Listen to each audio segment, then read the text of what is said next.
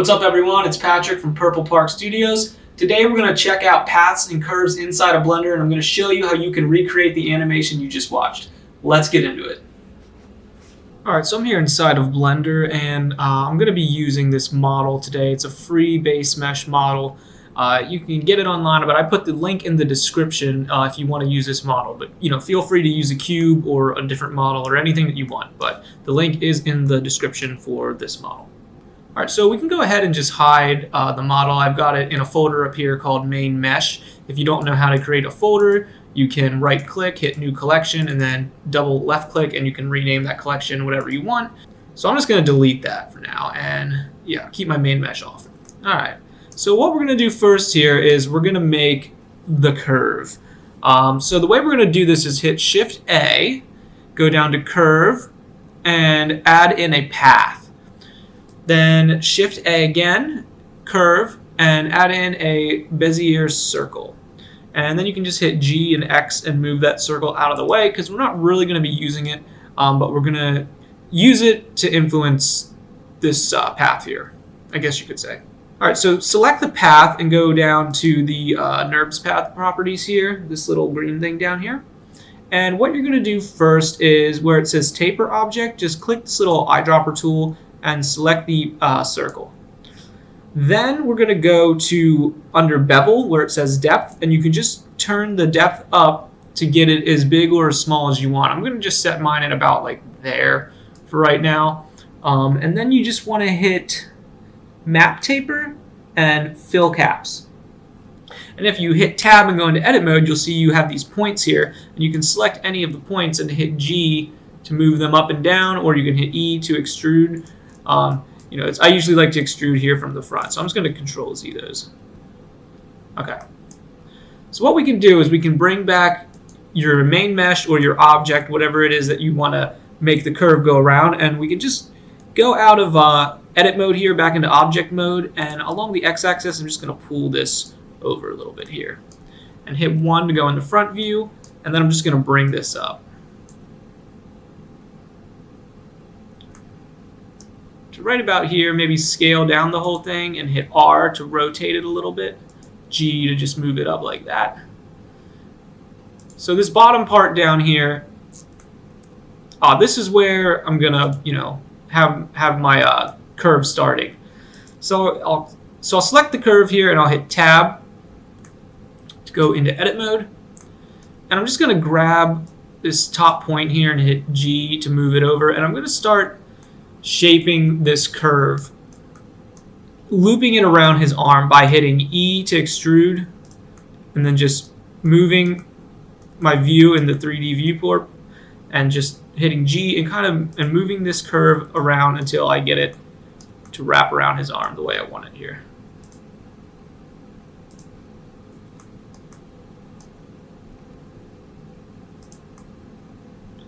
And there is no secret to this part, it's just a lot of trial and error and just making the curve look the way you want it to look.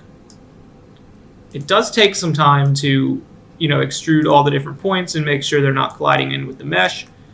So I'm going to skip through this part, but you get the point. You just keep on extruding by hitting E and moving the different points up or down around the arm until you get what you're looking for. So just hitting E to extrude, and just every now and then tap out of edit mode and just make sure that the curve is not actually going into the mesh at all. So then we can select our curve, tap back into edit mode, and just again, I'm going to skip through this part, but just hit E to extrude and continue wrapping around to however you would like. Alright, so this is what I ended up with here. I ended up, pulling the bevel amount down a little bit here. I think I have it at 0.97 meters for the depth. And yeah, just a lot of extrusion and moving those points around. I've looped it around like this. Now what we can do to animate this is if we go over here to the Nurbs properties again, and this little green thing down here, I don't even know if I'm saying that right. There's a start and end mapping. It's a factor start. That's the one that we want here. We can just drag this slider up like that. At 1, it is completely disappeared, like it is gone. And then if we drag the slider back down to 0, you can see that the curve and the animation is happening.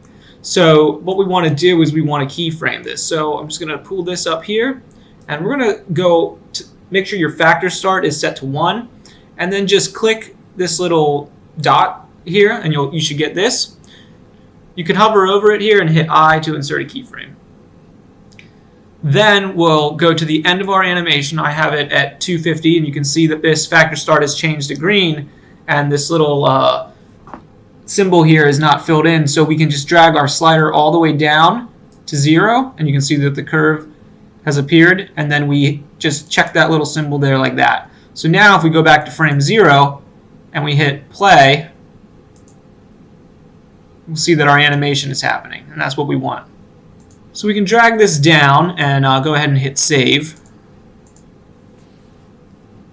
And what we're going to do next is we're going to make the materials. And we're going to make 2 materials. We're going to make a main mesh material, and then we're going to make a material for the curve.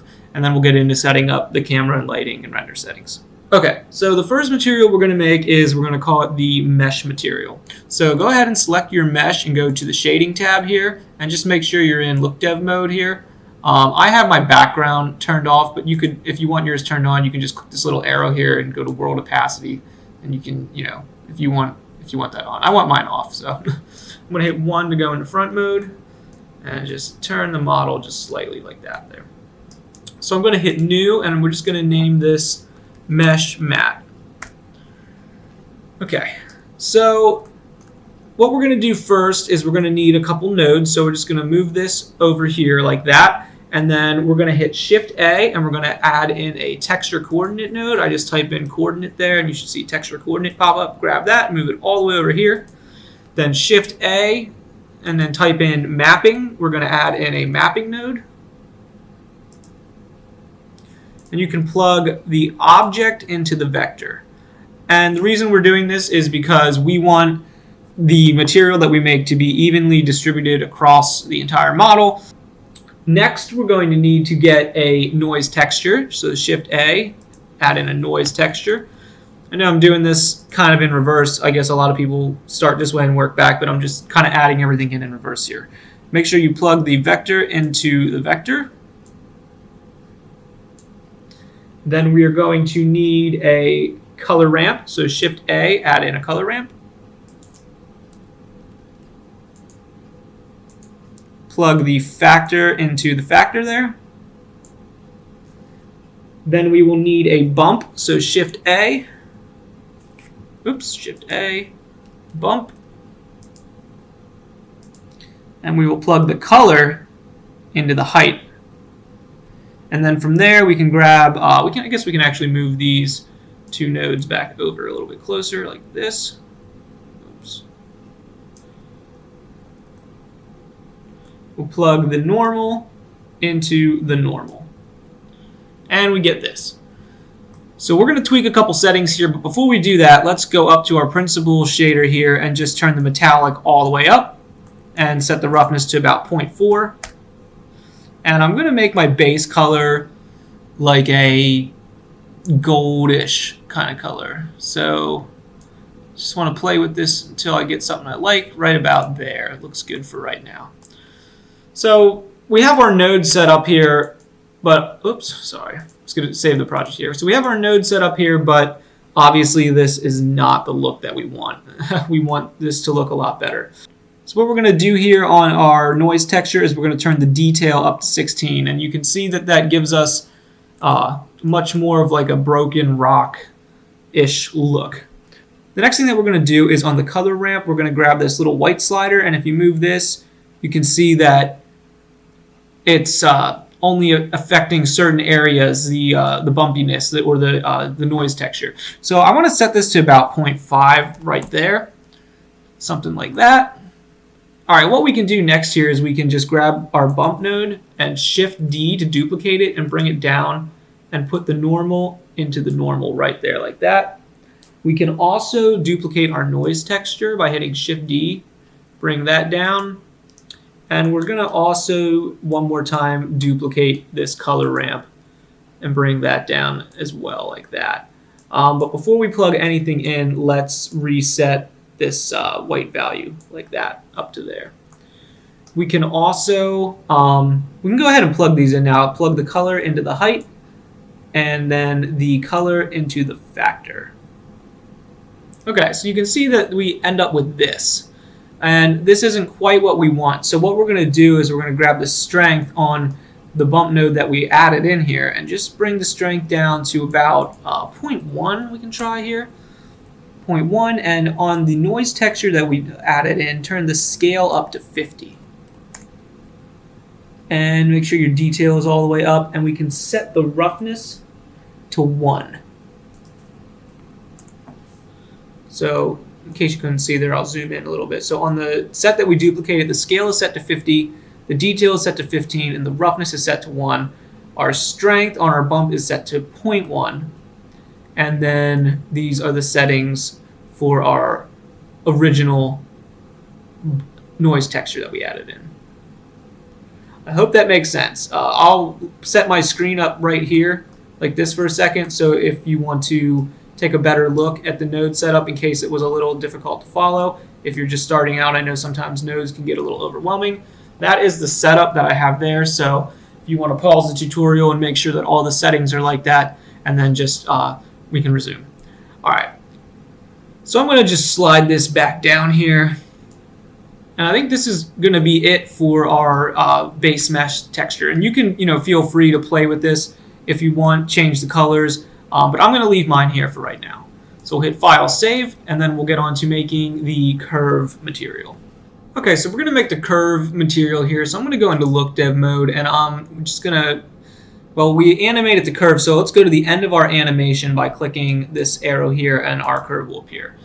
Now I'm not going to do anything too crazy like what I did to the main mesh here. I'm actually just going to select my curve and go to Materials here, this little tab right here, and I'm going to hit New. And I'm going to change it from Principled BSDF to Emission.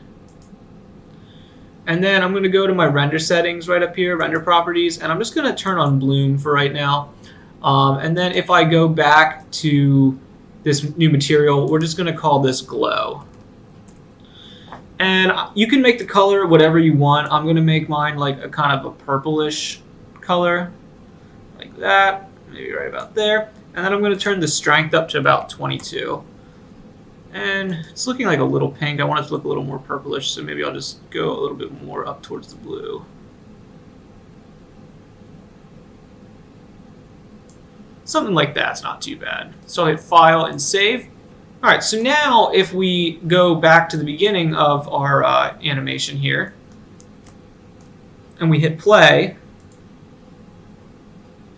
you can see that we have our animated curve and everything is textured, and that is looking pretty good, and that's what we want. All right, so next we're going to set up the camera and some lighting. So what we can do is we'll go to Edit and Preferences and just type in Light up here. And if you don't have this Try Lighting add-on enabled, it's a free add-on. You can just go ahead and make sure that the box is checked there. If it's not checked, just check it. And that should enable this lighting that I used. So what we'll do is we'll hit Shift A, go to Light, and 3-point light. But before we hit that, we need to just select our mesh. So then Shift A, Light, 3-point light. And if we go into rendered mode here, we can see that the lights are there, but we don't have any light. And that's because we're going to need to set the light strength for each light. So this light here on the back, this one right back here, because there's 3. This one here, if I go back into rendered mode, I'm going to set the power to about 200 and just see what that looks like. It's not too bad. Let me just try making it 2000. It's like slightly extreme. Maybe we'll go to like 700. Something like that maybe. And then we can just grab this light here and maybe say we'll make this one like 200. Oop, it was only 22. 200. Or maybe something more like 100. And then we'll grab this final light up here and we'll make this like 50. Something like that. All right, so then one thing that I like to do is we can grab any one of these lights here and just go to the color and just change the color slightly. Maybe give it like kind of a greenish tint there. It's just something I like to do. I don't know, I think it adds a little bit to the scene. So next what we're going to want to do is we'll go to the world properties here and just make sure that the color is set to black. By default it should be at gray, but you can just drag that down to black. And then I have the strength set to 0.001.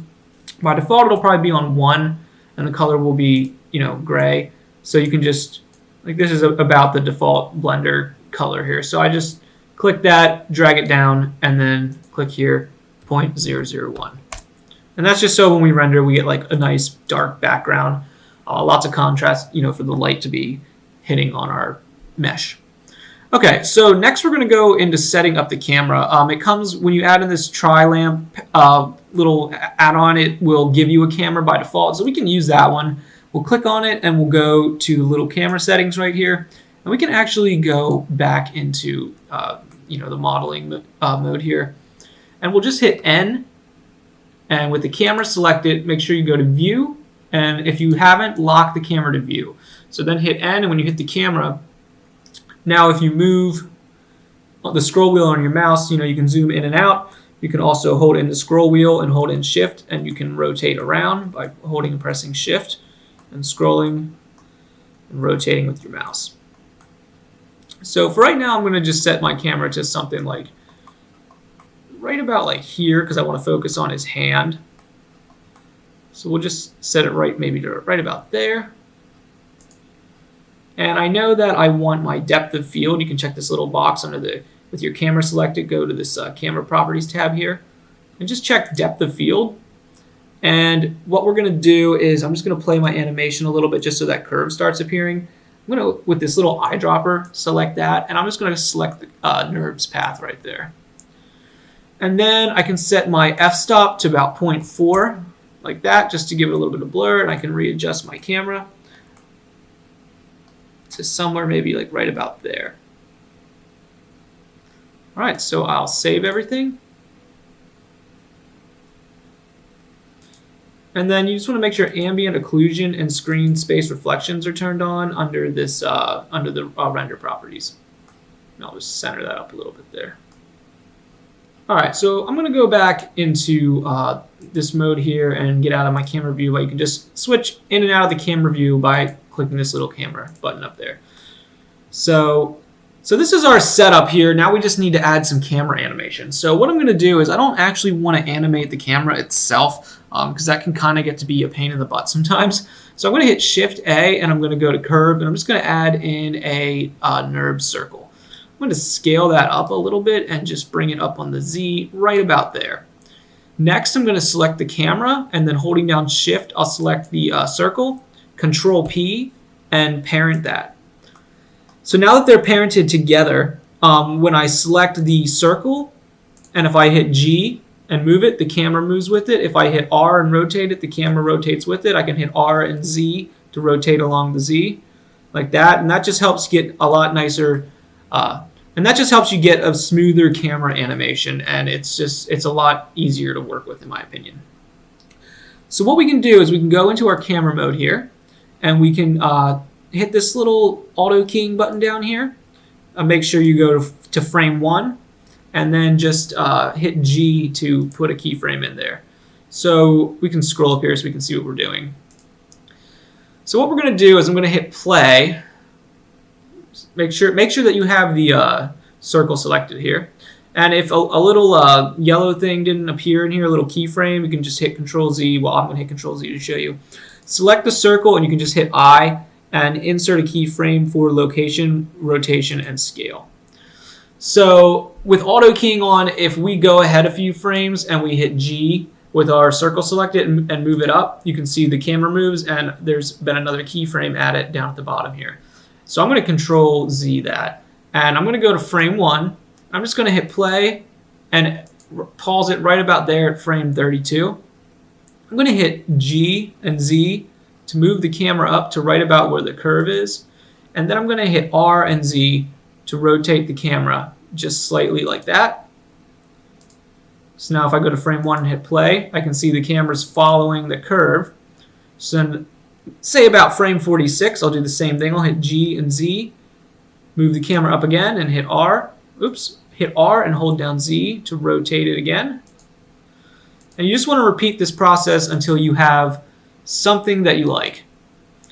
So I'll just keep, again, I'll hit G. And if at any time too, you can always hit S to scale out, which will act as a zoom. So maybe we'll try something like that, and then I'll hit R and Z like this. And if I go back to the beginning and hit play, and then maybe R and Z again, rotate around, R and Z to the front.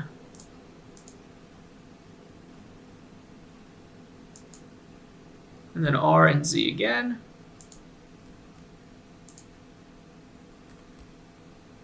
And you can just play with this animation until you get something you like, but you just want to repeat this process throughout the duration of the video. And then maybe right at about this point, around like frame 83, I'll just go to the end and I'll just hit R and Z, and then R and Z, and just rotate right about there. So now I have this. If I go to frame 0,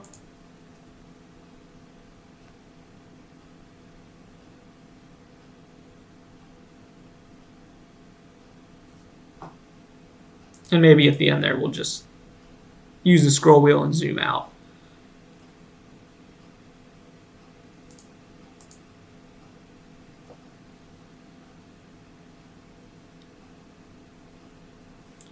And you can play with this and refine, the camera footage as much as you want. But then when you have something that you're happy with, just go up here, make sure you're in rendered mode. You can check it out in rendered mode, see how it's looking.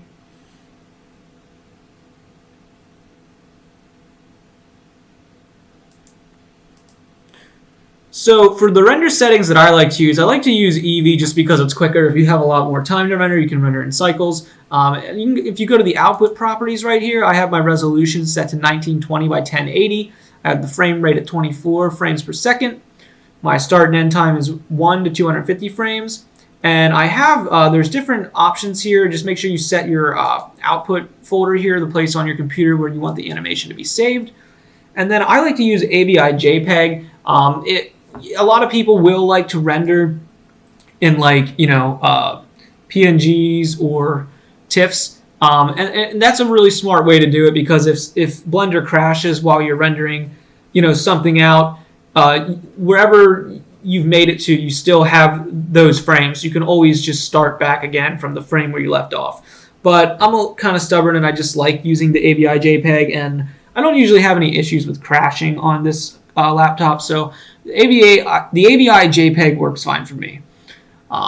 So yeah, then make sure that you have ambient occlusion, bloom, and screen space reflections turned on. You can go up here to hit render and click render animation.